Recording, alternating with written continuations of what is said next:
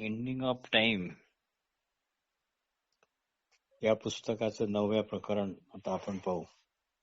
त्याचं नाव आहे सेनिलिटी and the brain sale, म्हणजे वृद्धत्व आणि मेंदूच्या पेशी. कृष्णमूर्ती म्हणतात, मला मानवी मेंदूला नक्की काय झाले आहे याविषयी बोलायचे आहे. चर्चेत मिस्टर जी नारायण पण आहेत. ते कृष्णमूर्तीचे जवळचे नातेवाईक आहेत. आपण एकीकडे हायली कल्टिवेटेड आहोत आणि दुसरीकडे पशुतुल्य किंवा पशुहूनही विच्च असे वागतो व आपला स्वार्थीपणा व अहंकार आध्यात्मिक ज्ञानाच्या बुरख्याखाली आपण लपवून ठेवला आहे. मानवी मेंदू हा एखाद्याचा असा नाही, तो समस्त मानवजातीचा मेंदू आहे. ह्याचा ऱ्हास होतो आहे का? त्याच्यात पहिल्यासारखे नवचैतन्य आणता येईल का? त्यामुळे तो अभिनय व निखळ पारदर्शी होईल. मला हीच चर्चा करायची आहे. मला वाटते मानवी मेंदू हा वैयक्तिक मेंदू नाही. तो कुणाच्या मालकीचा नाही, कारण तो लक्षावधी वर्षात उत्क्रांत झाला आहे. अनुभव, ज्ञान सोबतच क्रूरता, पाशवीपणा पण त्याने संपादन केली आहे. हा सगळा कचरा आणि काथ टाकून तो काहीतरी वेगळे बनण्याची क्षमता त्याच्यात आहे का? सध्या मेंदू साचेबंद पद्धतीने काम करतो आहे. धार्मिक, शास्त्रीय, व्यावहारिक, कौटुंबिक, सामाजिक साच्यांचे लहान लहान वर्तुळे आहेत व ते एकमेकाशी घासून संघर्ष निर्माण करतात. हे कशामुळे थांबेल? पण असे करताना नवीन कोणत्या साच्यात तर आपण अडकणार तर नाही याची पण आपल्याला काळजी घ्यावी लागेल. तो जर स्वतःचे नूतनीकरण किंवा पुनरुज्जीवन करण्यास असमर्थ असेल तर मग काहीच आशा नाही. 12च वाजले असे म्हणावे लागेल. मेंदूला त्याच्या स्वतःच्या रचनेबद्दल अवधान असू शकते काय? त्यातून बाहेर पडण्याची कृती करणे त्याला शक्य नाही म्हणून तो कैदी झाला आहे का? की असाच त्याचा शेवट होणार आहे? याकरता मेंदूच्या कृतीचे स्वरूप काय आहे हे पाहावे लागेल. मेंदू हा संघर्ष, धडपड, आसक्ती, भीती व सुखलोलुपता या साच्यात अडकलेला आहे. किंबहुना हा साचा म्हणजे तोच, दोन भिन्न गोष्टी नव्हेत. ही गुंतलेली अवस्था मेंदूला त्याच्या या जुन्या साच्याच्या तोडफोडीस लागणारी ऊर्जा देऊ शकत नाही. ही जी संकुचित अशा साच्यातच अडकण्याची स्थिती जी झाली आहे त्याला पुनरावृत्ती पण एक सबळ कारण आहे. Brain is caught in routine meditation or routine of priest, so it must gradually become dull. तो नित्यकर्मात कुणाच्या तरी मार्गदर्शनात असतो. ही यांत्रिकता म्हणजेच पुनरावृत्ती. ज्या लोकांनी ध्यानधारणेसारख्या यांत्रिक पुनरावृत्तीत आयुष्य घालविले ते पृथ्वीवरील सर्वात जास्त मंद लोक आहेत. That people are the most dull people on the earth. वकील, प्राध्यापक याच गटात येतात. आज सर्वच क्षेत्रे पुनरावृत्ती व यांत्रिकतेमुळे संकुचित झाली आहेत. योग साधनेचा बाजार मांडला गेला आहे. It was kept strictly to very few अशी जुन्या काळात परिस्थिती होती. पण आता जो उठतो तो या संबंधी बोलतो. कुंडलिनी जागृतीचा हव्यास सर्वांनाच झाला आहे. आचरण कसेही असो. मग कृष्णमूर्ती अजून एक नवीन मुद्दा विचारात घेतात. मेंदू जर एखाद्या साचेबंद यंत्रणेत बद्ध नसेल तर त्याने अनिश्चिततेत असणे स्वीकारले आहे असे म्हणणे योग्य आहे का? देन द ब्रेन एक्स्ट्राऑर्डिनरी अलिव्ह, तेच त्याच्या वाहत्या जिवंतपणाचे लक्षण होय.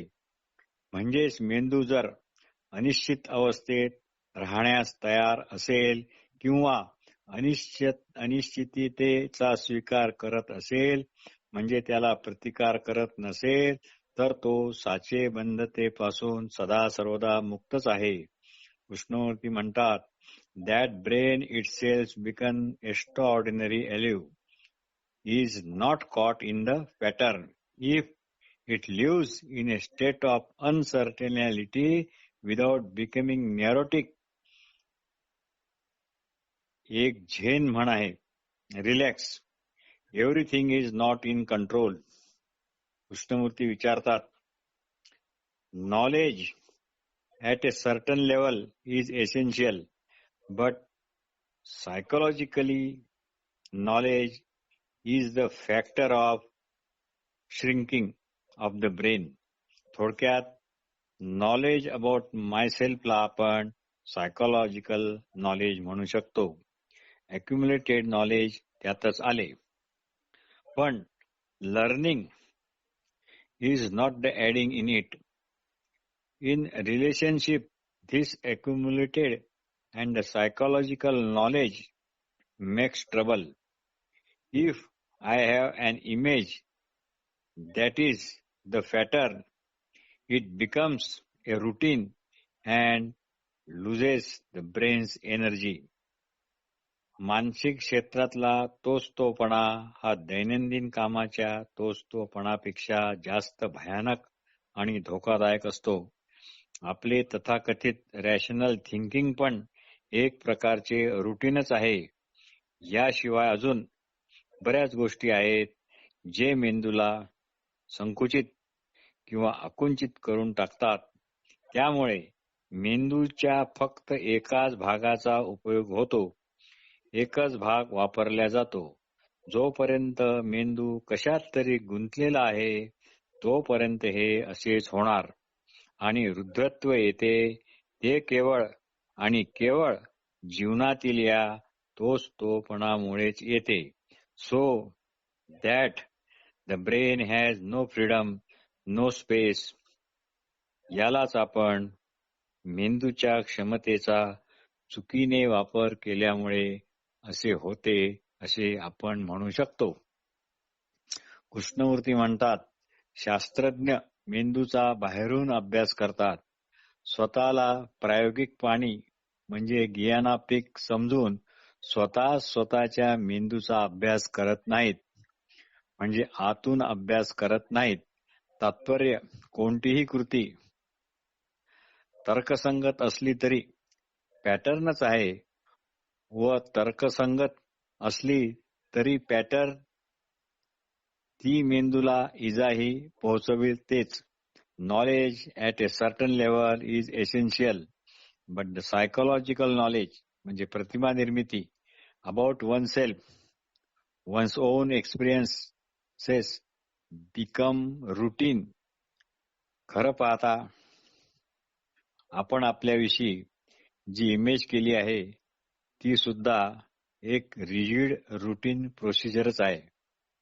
त्यामुळे सुद्धा मेंदू झिजतो, मंदावतो, त्याच्या संवेदना कमी होतात. हे सर्व थांबेल काय? Will there be renewal of the brain? Krishnamurti म्हणतात, दे कॅन बी रिन्यूड. इथे श्री नारायण महत्वाचा प्रश्न विचारतात, is mind different from brain और brain is different from the mind? म्हणजे मेंदू म्हणजे भावना, विचार, धारणा, सायकोलॉजिकल टाइम. पण जेव्हा कोणतेच विभाजन नसते अशी जी अवस्था, ज्या ठिकाणी विभाजनच नाही, ती अवस्था आकाशासारखी असते, कुणाच्या मालकीची अशी नसते. You cannot possess the sky. तेथे काहीतरी वैश्विक असते, म्हणूनच तिथे अहमला प्रवेश नसतो किंवा अहम केंद्रितता असेल तर वैश्विकता असणारच नाही. कृष्णमूर्ती म्हणतात, I would say that the mind is all inclusive when it is all inclusive of brain and emotions, all that when the mind is totally whole, not divisive in itself, there is a quality of universality. And as you or as you remain as you cannot reach it. Shri Narayan विचारतात, is there a way of forgetting this knowledge? Krishnamurthy म्हणतात, No, no, not forgetting. I see what the psychological knowledge and psychological time is doing and I see it is wastage of energy. फक्त माझे याकडेच लक्ष पाहिजे की मानसिक ज्ञान काय आहे, मानसिक काल काय आहे व ते कसे निरुपयोगी आहे व माझी कशी त्यामुळे हानी होते हे मला चांगलेच आता कळते आहे. त्यामुळे मी त्या वाटेला जात नाही. फ्राइड, जुंग यांच्या सांगण्यानुसार त्यांचे विश्लेषण एनालिसिस पण मी आता करत नाही. कृष्णमूर्तींनी एका ठिकाणी म्हटले आहे, analysis is paralysis. I personally, हे कृष्णमूर्ती म्हणतात, I personally don't do it, so I reject that whole method. महत्व याचे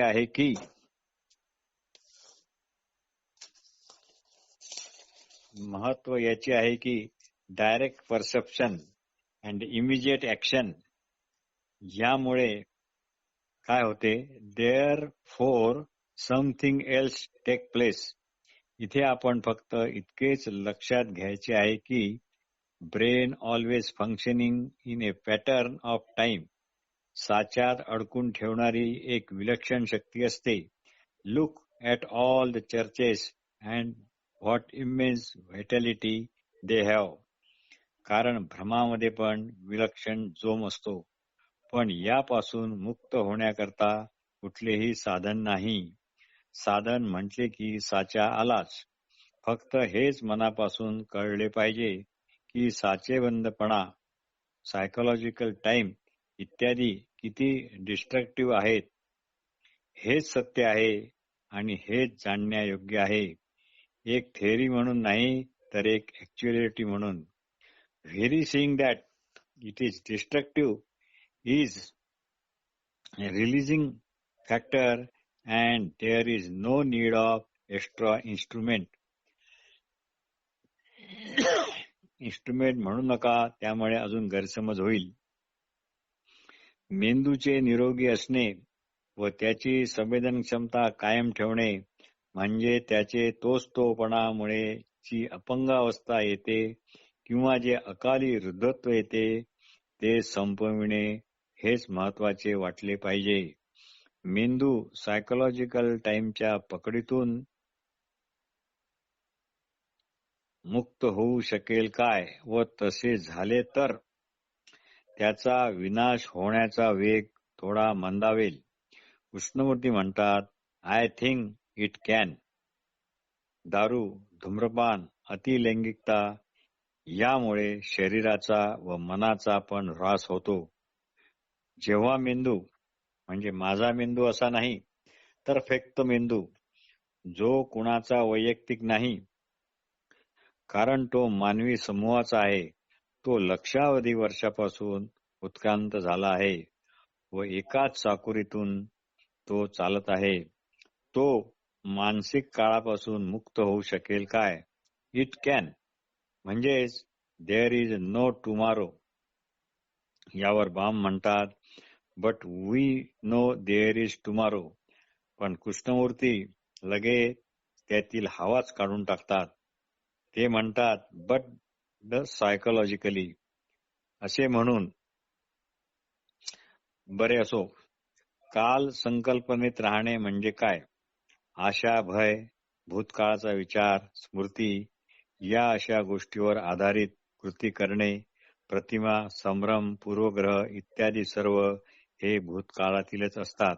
त्यामुळे मानसिक जगात व भौतिक जगात प्रचंड गोंधळ माजला आहे.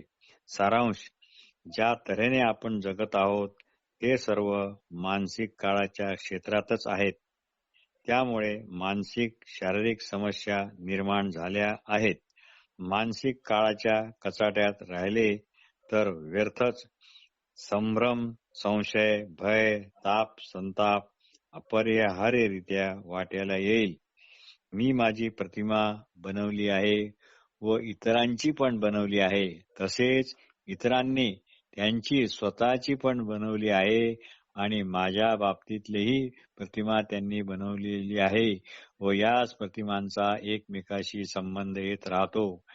प्रतिमा विरहित संबंध कधी येतच नाही व अशा प्रकारे एक दुसरे आपापल्या केंद्राचे सातत्य टिकवून धरतात. जास्त चांगला, जास्त श्रेष्ठ, इतरापेक्षा वेगळे बनण्याचा प्रयत्न हा मानसिक काळ गृहीत धरल्यामुळेच होतो. कारण हा सर्व प्रयत्न हा विभाजकच असतो. कृष्णमूर्ती म्हणतात, time has built the ego, the me, the image of me, sustained by the society, by the education which has built through the millions of years. All that is the result of time. And from there I act. All that is divisive. It divides me from others. And when I depend on somebody and that somebody is dead or gone, I feel lonely and miserable. म्हणून विभाजन आले की केंद्र आलेच असे समजा व तेच खरे व्यथेचे कारण होय. मेंदू चाकोरी तोडून बाहेर आला की तो नित्य नूतन होतो.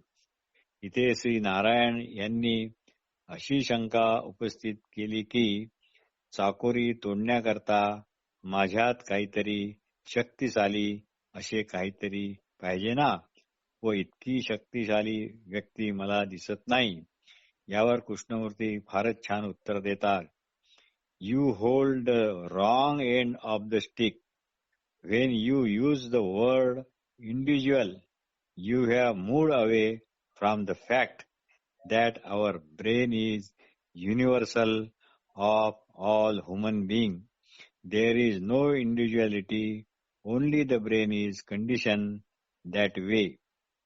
It is conditioned this way through the psychological time. So the psychological time is the conditioning. It is not that the psychological time has created and conditioning by the psychological time is the conditioning. हे अत्यंत महत्वाचे आहे. So, can that psychological time element not exist? Krishnamurthy ठासून म्हणतात, I say it can.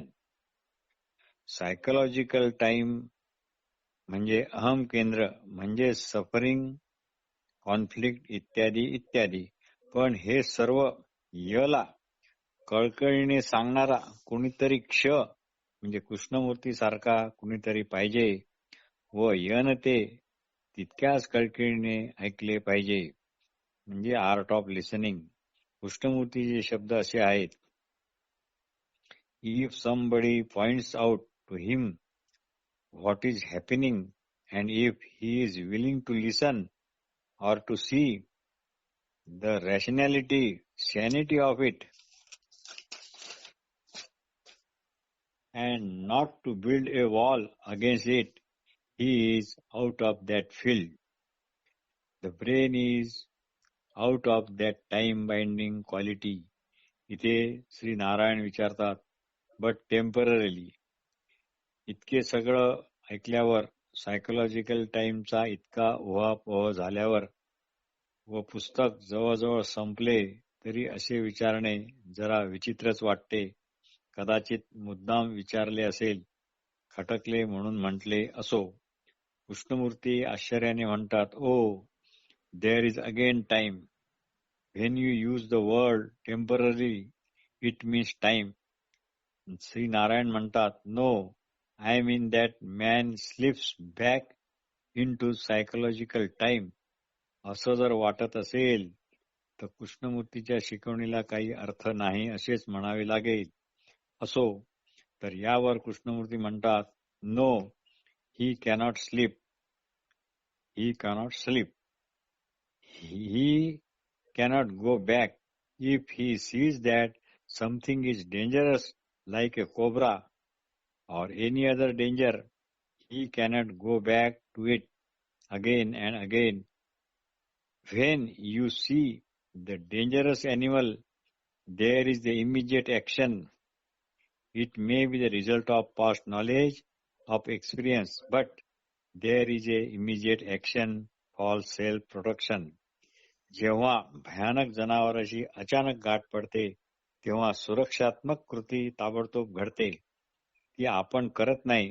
कदाचित ही उपजत प्रेरणा असेल, पण शारीरिक दृष्ट्या जसे आपण धोक्याचे भान ठेवतो तसे मानसिक धोक्याचे अवधान ठेवत नाही. जर असे अवधान असले तर ते तात्काळच असते. सारांश. महत्वाचा मुद्दा हा आहे की मेंदू हा कुण्या एका व्यक्तीच्या मालकीचा नाही. The brain is not belong to any individual. हे जर मनापासून समजलं तर स्लीप बॅक व्हायला इंडिव्हिज्युअलिटी तर पाहिजे, आणि जर स्लीप बॅक होत असेल तर खऱ्या अर्थाने धोका हा धोका आहे हे समजलेच नाही. म्हणून सावध व्हायला पाहिजे हेच मुळातून कळले नाही असेच दुर्दैवाने म्हणावे लागेल. कारण एकदा धोका लक्षात आला तर तो काय परत परत लक्षात आणावा लागतो काय? जर एखादा धोका लक्षात आला की परत धोका होईलच कसा? स्लीप बॅक व्हायचा प्रश्नच नाही. विषकन्येला आलिंगन कोण देणार? तिला भाऊपाशात कोण घेणार? कृष्णमूर्ती म्हणतात, the brain itself might slip back because it has not seen the danger. धोका ओळखला नाही तरच स्लीप बॅक व्हायचे चान्सेस आहेत. म्हणून कृष्णमूर्ती म्हणतात, this idea of individuality is the fallacy. ज्यावर डॉक्टर बाम म्हणतात, yes, but many people may find. Doctor बामची नेहमीची स्टाईल आहे. May find it hard to conceive that it is a fallacy. Fallacy म्हणजे मिथ्याभास. कृष्णमूर्ती म्हणतात, can that illusion of the psychological time has created this individuality be broken? प्रत्येकाला वाटते की आपण एक वेगळी व्यक्ती आहे म्हणून जन्मापासूनच ती आहे आणि मृत्यूपर्यंत ती निश्चित राहील. काही म्हणतात जन्माच्या आधीपासूनच मी होतो व मृत्यूनंतरही राहील. पण व्यक्ती म्हणून वावरणे म्हणजे सायकोलॉजिकल काळातच वावरणे होय. The whole idea of being an individual is to be in the psychological time. Psychological time आणि इंडिव्हिज्युअलिटी या एकाच नाण्याच्या दोन बाजू आहेत. Can brain understand this simple fact? एकदा जर हे सत्य मेंदूला कळाले की मग परत मागे फिरणे नाही, म्हणजे स्लीप बॅक वगैरे होणे नाही. Once the mind or the brain is aware of this fact, it cannot go back. How can it? When I see the fallacy of the individuality and its nonsenseness, it is finish. सारांश. मानसिक काळाने व्यक्तिमत्व किंवा व्यक्तित्व निर्माण केले आहे याचा निराश कसा होईल? हा निराश समज आल्यामुळेच होतो. मेंदूला हे समजू शकेल काय? If there is that insight, the very brain cell which are the part of psychological time can break down by insight. Can the brain cells brings about a change in themselves? Do it, find out and test it. आता श्री नारायण व कृष्णमूर्ती यांच्यात अतिशय महत्वाची चर्चा होत आहे. हे कृष्णमूर्तीच्या शिकवणीचे अत्युच्च शिखर आहे. श्री नारायण विचारतात, you are saying the other day that when the consciousness is empty of its content, the content being time, that leads to transformation of the brain cells. Krishnamurthy म्हणतात, येस. नारायण म्हणतात, when you say the consciousness is empty of the content, यावर लगेच कृष्णमूर्ती म्हणतात, there is no consciousness as we know it. Krishnamurthy इथे पुढे म्हणतात, be careful. Consciousness is put together by its content and the content is the result of time. इथे कृष्णमूर्ती सावध राहण्याचा इशारा देतात. याचे कारण असे की कॉन्शियसनेस आणि कंटेंट ऑफ कॉन्शियसनेस हे दोन भाग नाहीत, एकच आहेत. Content of consciousness is consciousness म्हणजे गवताचा भारा. गवत वळून केलेल्या गवताच्या दोरीनेच बांधला आहे. गवताचा भारा आणि गवताची दोरी ह्या दोन भिन्न वस्तू नाहीत. आपण हे असंही समजून घेऊ शकतो की एक भांडे आहे व त्यात एखादा पदार्थ भरला आहे. आपल्याला भरलेला पदार्थ काढून भांडे रिकामे करायचे आहे तर आपण तो पदार्थ खाली ओतून किंवा सांडून भांडे रिकामे करतो. याला कृष्णमूर्ती एम्प्टीनेस म्हणत नाहीत. म्हणून कृष्णमूर्ती वारंवार सांगतात, content of consciousness is consciousness म्हणजे या दोन भिन्न गोष्टी नाहीत. एक गेला की दुसरी आपोआपच जाते. म्हणून इतरांनी केलेल्या म्हणजे वेदांतात वगैरे केलेल्या कॉन्शियसनेसचा अर्थ व कृष्णमूर्तीच्या कॉन्शियसनेसचा अर्थ सर्वस्वी भिन्न आहे. गवताचा बांधलेला भारा जाळला तर सर्व गवत आणि दोन्ही जळतात. यालाच एम्प्टीनेस म्हणतात. किंवा समजा कापुराच्या पेटीत कापूर ठेवला व ती पेटी जाळली तर पेटी पण जळते आणि आतला कापूर पण जळतो. यालाच एम्प्टीनेस म्हणतात. म्हणून जेव्हा श्री नारायण म्हणतात की इन्साईटमुळे आपला कॉन्शियसनेस रिकामा होतो, there is an insight and then the consciousness is empty of its content. इथे कृष्णमूर्ती श्री नारायण यांना मध्येच थांबवतात व म्हणतात, no sir, no no. Narayan यांचे म्हणणे असे आहे की इन्साईटमुळे कॉन्शियसनेस मधील कंटेंट जातात व कॉन्शियसनेस रिकामा होतो, पण तसे नाही असे कृष्णमूर्ती म्हणतात. एक तर इन्साईट कुणा व्यक्तीची नाही. जर कुण्या व्यक्तीची जर असेल तर तिथे कंटेंटच आहे व कंटेंट म्हणजेच रिझल्ट ऑफ टाइम. म्हणून कॉन्शियसनेस, कंटेंट आणि सायकोलॉजिकल टाइम हे तिघे एकच आहेत. एक गेला की उरलेले दोघे पण जातात. Then there is a total emptiness and that emptiness has a tremendous energy. It is energy. Emptiness is the energy. They are not two different things. इथे कृष्णमूर्ती डॉक्टर बॉम्बला विचारतात, तुम्ही हे केवळ एक आयडिया म्हणून पाहता की एक फॅक्ट म्हणून पाहता? पण हे जर सर्व ज्या कळकळीने सांगितल्या गेले आहे त्याच कळकळीने ऐकणाऱ्याने ऐकले असेल तर त्याची ऊर्जा, त्याची एनर्जी जी मेंदूच्या साचेबंदपणात अडकली होती आणि तिचा अपव्यय होत होता ती मुक्त होईल. नाहीतर हे सर्व ऐकलेले केवळ कल्पना म्हणून आपण उराशी बाळगून ठेवू. अजून कृष्णमूर्ती नेहमीचाच महत्वाचा मुद्दा मांडतात की human brain, not my brain or your brain, it has evolved through a million years.